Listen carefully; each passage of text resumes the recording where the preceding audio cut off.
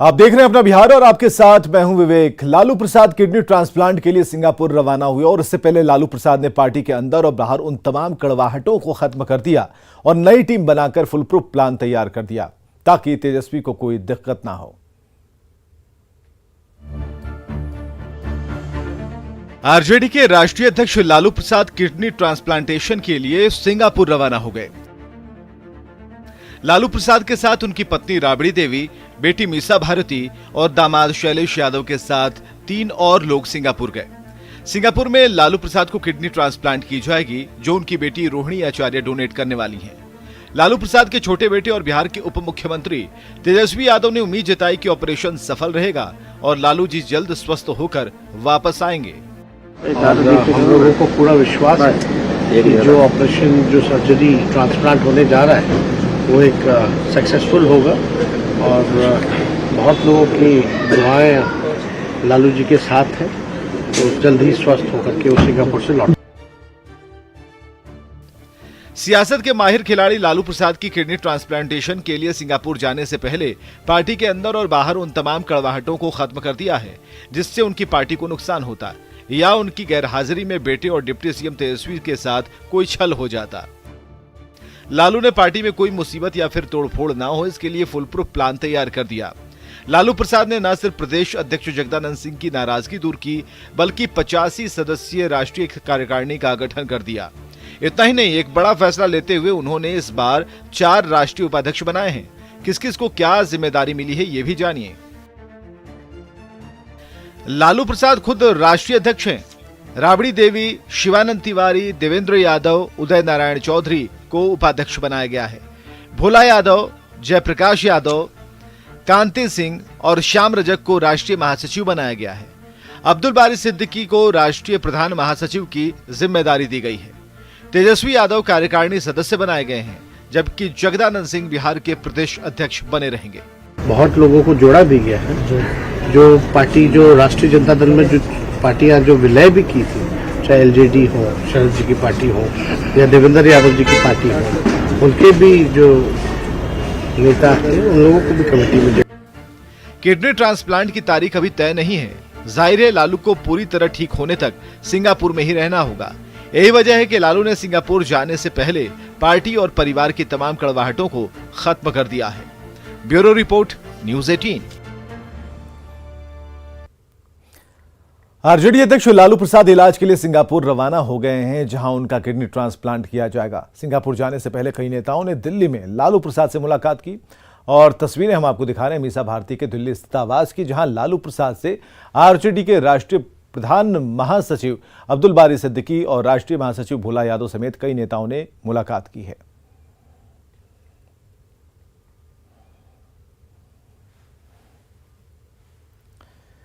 पटना के पालीगंज में धर्म परिवर्तन का मामला सामने आया। बताया जा रहा है कि लोगों को बहलाकर, फुसलाकर, लालच देकर धर्म परिवर्तन कराया जा रहा है और जो सेहरा गांव है, यहां सबसे ज्यादा लोगों का धर्म परिवर्तन हुआ है। पालीगंज में धर्म परिवर्तन का खेल, गरीबों को दिया जा रहा लोभ लालच, ईसाई मिशनरी पर धर्म परिवर्तन कराने का आरोप। स्वास्तिक निशान वाले इस घर को देखिए। स्वास्तिक का निशान बताने के लिए काफी है कि ये किसी हिंदू का घर है, लेकिन जब आप ये जानेंगे कि इस घर में प्रार्थना सभा के नाम पर धर्म परिवर्तन का खेल चल रहा है, तो आपके होश उड़ जाएंगे। तस्वीरें पटना के पालीगंज स्थित सेहरा गांव की हैं। आरोप है कि घर का मालिक कामेश्वर साव और एक चौधरी परिवार मिलकर यहां चर्च चलाते हैं और गरीब लोगों को लोभ लालच देकर ईसाई बनाने का काम करते हैं। खास करके महिलाओं को ईसाई बना रहा है, इस पर हमारी नजर है और उस गांव में हम लोग घर वापसी कार्यक्रम भी करवाए थे, लेकिन प्रलोभन देकर जो धर्मांतरण करवाया जा रहा है अंधविश्वास में फंसाकर, उसके चलते कुछ महिलाएं हैं से ईसाई बन गई है, कुछ पुरुष भी ईसाई बन गए हैं। अब जरा घर के अंदर प्रार्थना के नाम पर जुटी इन महिलाओं को देखिए। महिलाओं का कहना है कि जब से वे प्रार्थना में शामिल हो रही हैं, तब से मुश्किलें कम हुई हैं। पहले आप लोग किनको मानते थे? पहले तो भगवान अपना भगवान के मानते हैं। किस धर्म के मानते थे आप लोग पहले? आज जब परमेश्वर में आए, यीशु प्रभु में आए हैं न, जब से हम अनंत जिंदगी जी रहे हैं। मतलब कि हिंदू धर्म में आपको दुख होता था और इस धर्म में आने के बाद सुख हो रहा है, यही कहना है आपका? हाँ, हमारा यही कहना है। जैसे दुख में जैसे कोई धर्म इसमें नहीं। हिंदू संगठन से जुड़े लोगों का कहना है कि क्रिश्चियन बने कुछ लोगों को हिंदू धर्म में वापस लाया गया था, लेकिन ईसाई मिशनरियों ने एक बार फिर प्रलोभन देकर उन्हें ईसाई बना लिया और तब से इस इलाके में धर्म परिवर्तन का खेल धड़ल्ले से चल रहा है। न्यूज़ 18 के लिए पटना के पालीगंज से अमरजीत की रिपोर्ट।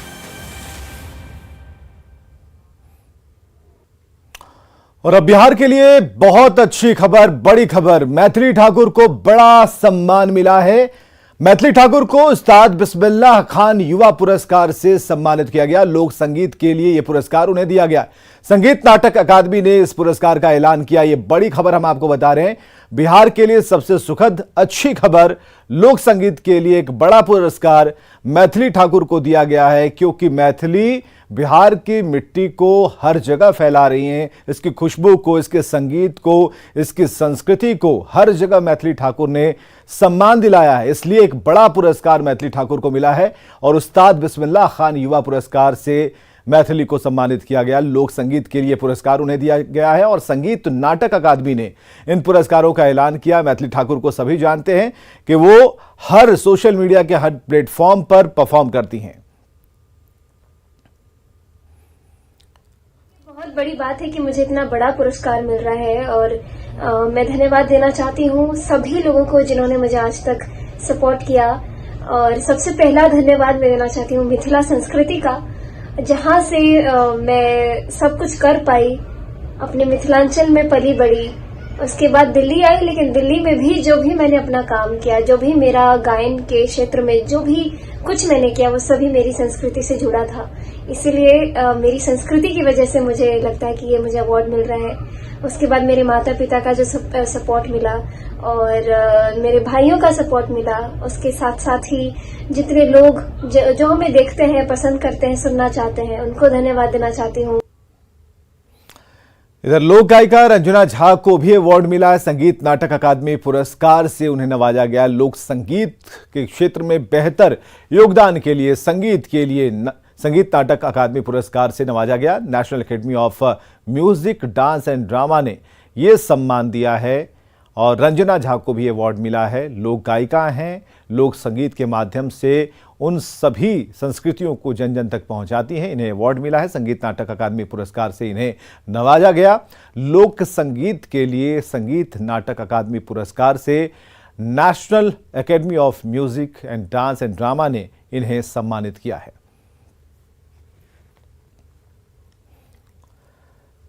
वैशाली डीएम ऑफिस में हुई दिशा की बैठक में सत्ता पक्ष और विपक्ष दोनों तरफ से विधायकों ने सरकारी योजनाओं में बरती जा रही अनियमितता पर अधिकारियों से नाराजगी जताई और यह बैठक हाजीपुर के सांसद पशुपति पारस की अध्यक्षता में हुई।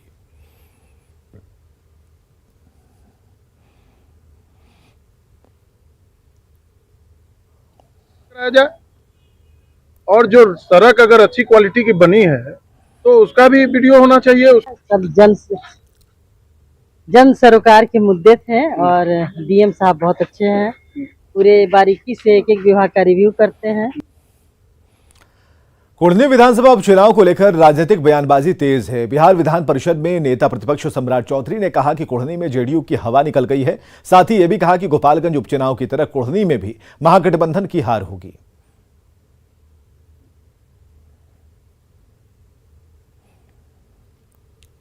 नीतीश कुमार जी को कहते थे कि मसीहा है, अति पिछड़े के सम्मान को वहां गिराने का काम किया। अति पिछड़े के समाज के वहां सिटिंग एमएलए थे, उनको टिकट नहीं दिया। हमने तो अति पिछड़े समाज जो हमारा पहले प्रत्याशी था उसी पर भारतीय जनता पार्टी ने विश्वास किया और केदार गुप्ता जो कानून समाज से आते हैं उनको उम्मीदवार बनाने का। तो कुढ़नी में भी गोपालगंज के तरह जहां राष्ट्रीय जनता दल को हम लोगों ने हराया था, यहां जनता दल यूनाइटेड को हराने का काम करेंगे। नगर निकाय चुनाव को लेकर बने अति पिछड़ा आयोग ने अपनी रिपोर्ट तैयार कर ली है। उम्मीद है कि नवंबर महीने में रिपोर्ट को आयोग बिहार सरकार को सौंपेगी। आयोग के अध्यक्ष नवीन आर्य ने कहा कि जल्द ही रिपोर्ट को सार्वजनिक किया जाएगा। 18 अक्टूबर को आयोग का गठन किया गया था। रिपोर्ट तैयार करने के लिए आयोग के सभी सदस्य ने बिहार के सभी नगर निकाय क्षेत्रों का दौरा किया और एक एक जानकारी इकट्ठा की। तक आप लोग रिपोर्ट ले आएंगे, क्योंकि अब लोगों की मांग बढ़ने लगी है कि जल्द से जल्द चुनाव हो। हम लोग रिपोर्ट तैयार करने में लगे हुए हैं। हमारे 4 मेंबर हैं और हम सब लोगों ने पूरे बिहार का दौरा किया और वहाँ से जाकर सरकारी तंत्र से या फिर नगर निकाय या के क्षेत्र में जा कर के जनता से संपर्क करके वहाँ से जानकारी लिया है। और तैयारी में तो कुछ टाइम लगता ही है, तो लगभग तैयार ही हो चुका है और कभी भी रिपोर्ट जारी हो सकता है।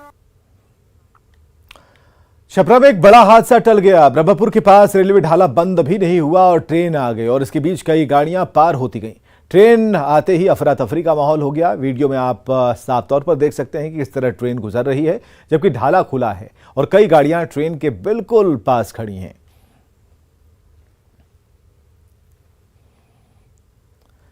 इधर मोतिहारी में बहलखाना मोहल्ले में आग लगने से 10 से ज्यादा घर जलकर राख हो गए। स्थानीय लोगों के साथ फायर ब्रिगेड की टीम ने आग पर काबू पाया।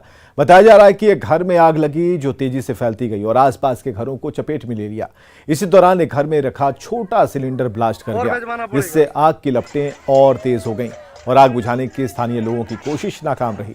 बाद में फायर ब्रिगेड की टीम मौके पर पहुंची, तब जाकर आग पर काबू पाया जा सका।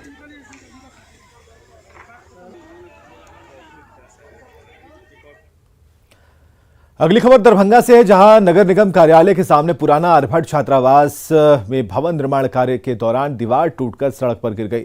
मलबे में दबने से एक दुकानदार घायल हो गया है। घटना से आक्रोशित लोगों ने काम को बंद करा दिया। जेसीबी ड्राइवर समेत मजदूर मौके से भाग निकले।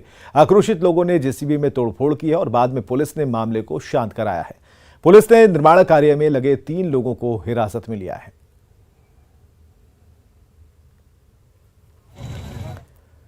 छपरा में पोस्ट ऑफिस के जमाकर्ताओं से जालसाजी कर करोड़ों रुपए ठगने वाले ठग को भगवान बाजार पुलिस ने गोरखपुर से गिरफ्तार किया है। आरोपी धीरज अग्रवाल अपनी पत्नी के साथ ट्रेन से सफर कर रहा था, फरार हो गया। उसी दौरान पुलिस ने आरपीएफ की मदद से उसे गिरफ्तार कर लिया। भगवान बाजार थाना के दौलतगंज निवासी धीरज अग्रवाल पर भगवान बाजार थाना और नगर थाने में 3 अलग अलग प्राथमिकी दर्ज कराई गई है। उस पर 1 करोड़ से अधिक की ठगी का भी आरोप है। पुलिस करीब 6 महीने से उसकी तलाश में थी।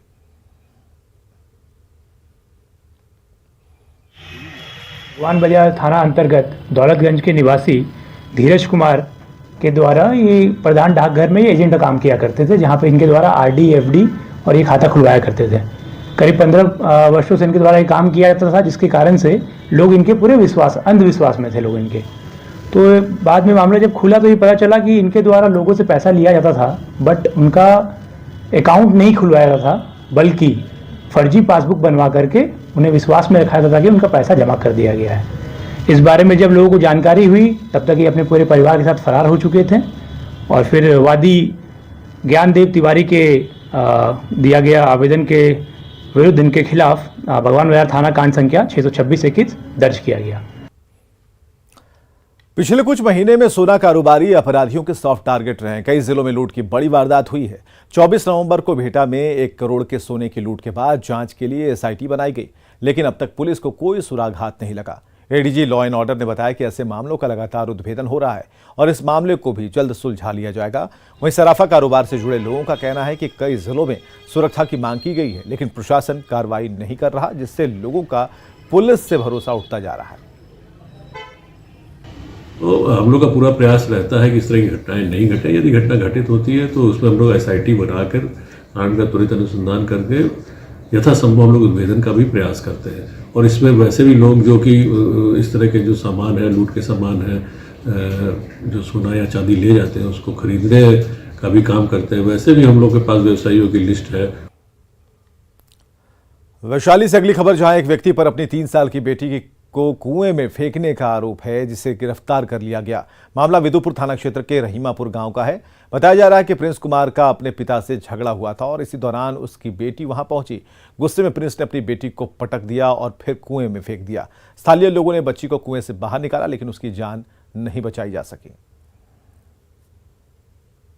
एक दर्शी थे वहाँ पे फर्दर, उन्होंने बताया कि हाँ भाई, फादर ने पहले उसको मारा, उसके बाद 3 बार उसको पटक दिया, उसके बाद कुआं में फेंका। तब गांव के लोग उसको निकाल के भेजे सदर अस्पताल में, जहाँ सदर अस्पताल में उसकी डेथ हो गई थी। जमुई से आई स्कूल प्रशासन की लापरवाही की एक तस्वीर हम आपको दिखाने जा रहे हैं। तस्वीरें आप देखिए। उत्क्रमित मध्य विद्यालय हरणी की ये तस्वीरें हैं।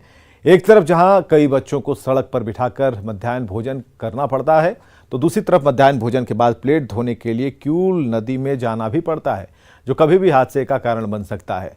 सवाल करने पर स्कूल के हेडमास्टर एक ही हैंडपंप होने का रोने लगते हैं। थाली खाना खाने के बाद, क्योंकि सर एक ही कल और 2 था, तो एक खराब हो गया, उसमें ज्यादा भीड़ लगा हुआ था, इसीलिए सब नदी आता है। अच्छा, डर नहीं लगता उतना ऊंचाई से जो नदी में उतर के आ रहा है? नहीं सर, इसमें बहुत सारा सांप उब रहता है सर। हम लोग कोशिश कर रहे हैं कि बच्चे मत जाओ, यहीं पर से मैंने आगे पीछे करके तुम लोग इसी चापाकल पर धो लो, बच्चा नहीं मानते हैं। जमुई में एक बुजुर्ग दंपति से 2 लाख की ठगी का मामला सामने आया। ठगी करने वाले युवक ने बुजुर्ग दंपति को उनका रिश्तेदार बताया और मदद करने के बहाने पैसे लेकर फरार हो गया। घटना तब घटी जब बुजुर्ग दंपति SBI की मेन ब्रांच से पैसे निकालने गए थे। ठगे गए बुजुर्ग की पहचान रिटायर्ड चौकीदार ब्रह्मदेव पासवान और उनकी पत्नी यशोदा के रूप में हुई है। शिकायत मिलने पर नगर थानाध्यक्ष ने बैंक का CCTV फुटेज खंगाला है। उसको पहचानते नहीं थे? हाँ, मैं नहीं पहचान लिया बेटा। तो कैसे दे दिए उसको पैसा? बुढ़वा के काल को बाबा को। हाँ। हमरा लोग गोर मामा कह के पैसा कर को तोर 1 लाख पैसा डूब रहा। हाँ। अब बुढ़वा से भरवा के जब जाके निकासी करवा के ले लल को हम खूब पेटवा में जाए। हाँ, एक लड़का इसके साथ है, इनके साथ घूम रहा है और वो भी बैंक में इनके साथ ही पैसा निकाला है, तो इसका फुटेज प्राप्त हुआ। हम लोग आगे करेंगे। कितना से पैसा था उसमें? 2 लाख रुपए। 2 लाख। बिहार में चोरों ने पुलिस महकमे के एक बड़े अधिकारी को निशाना बनाया। सीनियर IPS अधिकारी और IG विकास वैभव की 9mm की ग्लॉक पिस्टल चोरों ने चुरा ली। पुलिस ने सफाई करने वाले होमगार्ड के जवान के बेटे को हिरासत में लिया है। बताया जा रहा है कि सूरज ने मोबाइल खरीदने के लिए विकास वैभव की पिस्टल चोरी कर ली।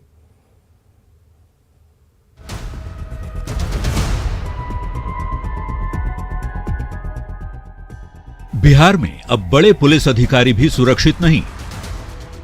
IPS के घर में चोरी, IG की पिस्टल गायब। सुनकर हैरानी हुई होगी, लेकिन हैरान मत होइएगा, ये बिहार है, यहां कुछ भी संभव है। तभी तो IG रैंक के अफसर और 2003 बैच के IPS अधिकारी विकास वैभव की पिस्टल ही चोर उड़ा ले गए, वो भी उनके बेडरूम से। कल जो है सर के द्वारा कंप्लेन दिया गया है कि उनके आवास से शयन कक्ष से जो है कि उनकी सरकारी पिस्टल और 25 राउंड गोली, 2 मैगजीन था, उसमें एक में 12 और एक में 13 राउंड गोली था, जो गुम हो गया है वहां से। विकास वैभव की जो पिस्टल चुराई गई है वो सरकारी 9mm की ग्लॉक पिस्टल है, जिसे पुलिस मुख्यालय की तरफ से IPS विकास वैभव को आवंटित किया गया था, लेकिन गुरुवार को चोर इसे ले उड़े। आगे की पुलिसिया कार्रवाई बताएं, उससे पहले 9mm की इस ग्लॉक पिस्टल की खासियत को जान लीजिए। ये उच्च श्रेणी की 9mm पिस्टल है, जो सेमी ऑटोमेटिक पिस्टल है। ये ऑस्ट्रियन तकनीक से बनी है। इसकी बॉडी पॉलीमर की बनी होती है। इसके मैगजीन में एक साथ 17 गोलियां आती हैं। इसमें 9mm की कोई भी गोली लग सकती है।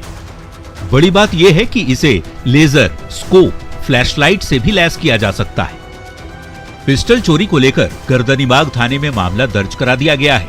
चोरी का आरोप होमगार्ड जवान वीरेंद्र राम के बेटे सूरज पर लगाया गया है, जो अपने पिता की बीमारी की वजह से विकास वैभव के घर पर साफ सफाई का काम करने आता था और पिस्टल चुरा लिया। पुलिस ने सूरज को गिरफ्तार कर लिया है। हालांकि सूरज ने कैमरे पर खुद को बेगुनाह बताया है। हम नहीं लिए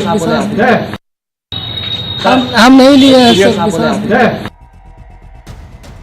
हालांकि पुलिस का दावा है कि सूरज ने चोरी की बात स्वीकार कर ली है। साथ ही ये भी बताया कि पिस्टल उसने उड़ान टोला में रहने वाले अपने मित्र सुमित के हाथों बेच दिया है। पूछताछ में भी उसने उस समय एक्सेप्ट किया है जो आवेदन में दिया गया है कि उनके द्वारा चोरी की गई है और अपने मित्र सुमित कुमार को के हाथ बेच दिया गया है। सूरज कुमार को अरेस्ट कर लिया गया है, सुमित कुमार की भी गिरफ्तारी नहीं हुई है। अब पुलिस चाहे जो भी दावे कर ले, जैसी भी कार्रवाई करे, लेकिन सवाल है कि बिहार में जब आईजी जैसे बड़े पद के अधिकारी के घर सुरक्षित नहीं, तो आम आदमी कितना सुरक्षित होगा। न्यूज़ 18 के लिए पटना से संजय कुमार की रिपोर्ट। इंग्लैंड की रहने वाली हेलन ने बिहार आकर बांका के छोरे अमित संग 7 फेरे लिए। दोनों परिवारों की मौजूदगी में हिंदू रीति रिवाज से हेलन और अमित की शादी हुई, जिसकी चर्चा इलाके में हो रही है।